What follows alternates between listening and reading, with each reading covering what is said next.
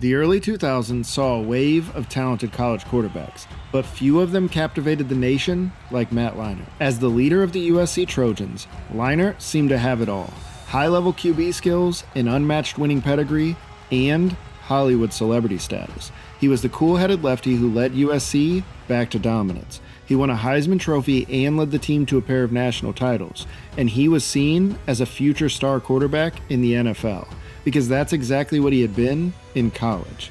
But the NFL has a way of rewriting even the most promising scripts, and for Leinart, a career of NCAA greatness did not translate to professional success. Buddy, I lived this life, dude. I've lived the highest of highs, I've lived lows in sports, I've been hurt, I've been cut. Welcome back to Unlikely Success.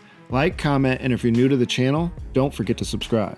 Today, let's take a look at Matt Leinart, a college star who never found his footing in the NFL. Matt Leinart was a force at USC, where he took over as the Trojans starting quarterback in 2003. He would be replacing a USC legend in Carson Palmer and playing under legendary coach Pete Carroll, while being surrounded everywhere by future NFL talent. Matt quickly became one of the most successful quarterbacks in college football.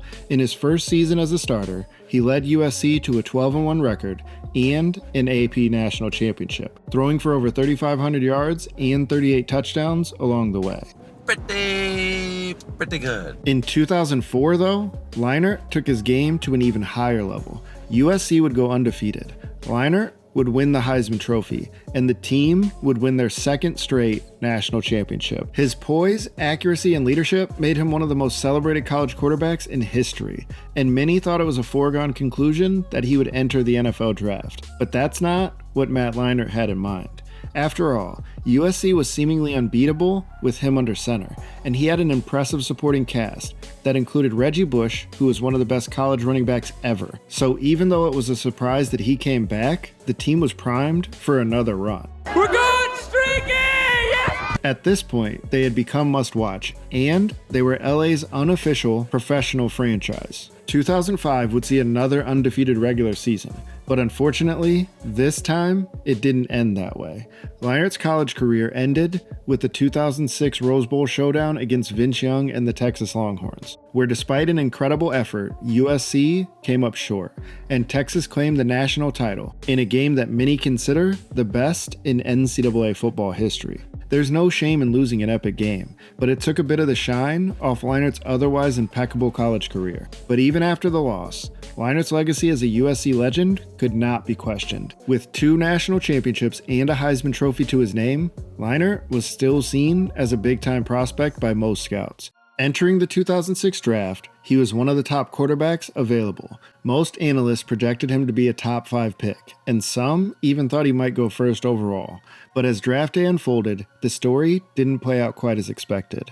Teams passed on Leinart. They were concerned about his arm strength, his mechanics, and whether or not his college success could actually be translated to the NFL. He landed with the Arizona Cardinals at the 10th overall pick, a surprise for a player who had once been considered a potential number 1 overall selection.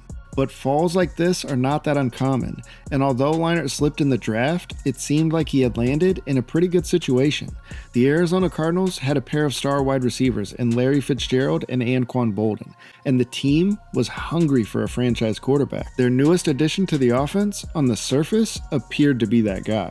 And with a 6-year, $51 million contract in hand, the investment spoke volumes about what the team thought of him. Or, at least that's what one would think. Leinart's rookie season with the Cardinals would show some promise for the young QB. He took over as the starter early on after Kurt Warner's struggles and showed flashes of his college form, demonstrating solid decision-making and throwing for nearly 2,500 yards in 11 starts. But for every flash of brilliance, there were common rookie struggles: interceptions, inconsistency, and adapting to the NFL speed.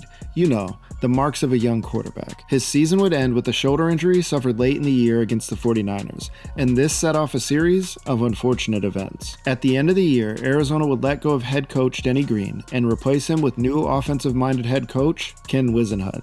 The new coach opened up a QB competition between Kurt Warner and Matt Leinart.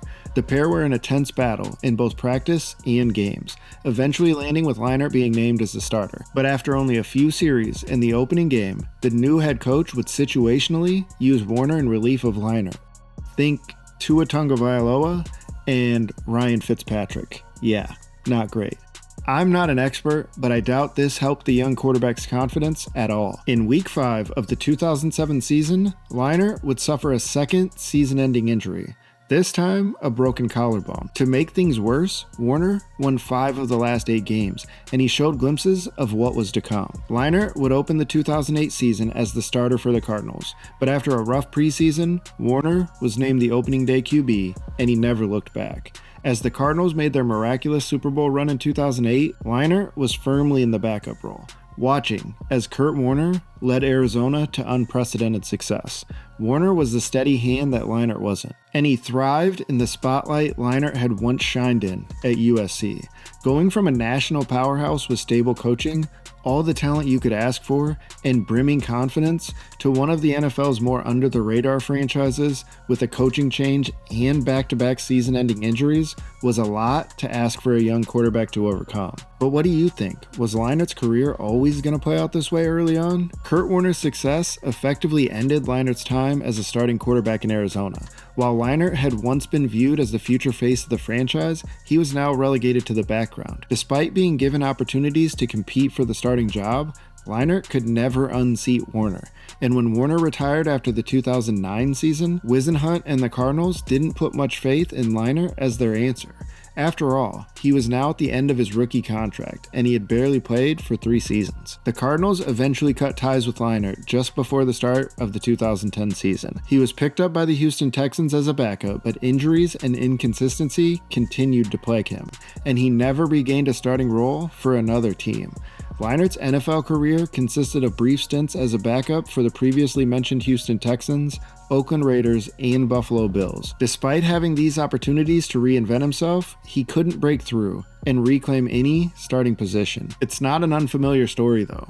Quarterbacks that enter the backup turnstile rarely see starting days come back. Leinart's talent was never enough to overcome the timing of his injuries or inspire belief from another coaching staff. Ultimately, a lack of growth in his game was the byproduct of never winning back the starting job in Arizona. The only way to grow for most QBs is to play, and he hadn't done that. For a player who had shown so much promise at USC, his NFL journey was defined by missed chances and the harsh reality of unmet expectations. Looking back, Matt Leinart's NFL career is a stark contrast to his college dominance. At USC, he was a star with poise, accuracy, and the confidence to lead a team of all-stars. But in the NFL, he was hurt by the timing of his injuries. Coaching changes and the overall transition from college to the pros proved to be more difficult than he might have anticipated. Leinart's journey is a reminder that success in college doesn't always translate to the NFL. He's part of a group of college stars who never quite made it in the pros, joining names like Vince Young and Tim Tebow. For every successful quarterback who makes the leap, there are others who struggle to find their footing, no matter how promising their college careers were. The NFL is an unforgiving league, where nothing is guaranteed, regardless of your past accomplishments. Matt Leinart will always be remembered as one of college football's greats, a quarterback who led USC back to glory and left an incredible legacy as a Trojan legend. But in the NFL, he found himself overshadowed and struggling to live up to the sky-high expectations that once surrounded him. It's an unfortunate reality of the NFL. Some college stars simply do not translate at the next level. This has been the Unlikely Success. We went out there and we produced, we won. We weren't, this fake kind of, we go out to Hollywood or whatever, meet these celebrity people. We went out and we won every Saturday for the most part. So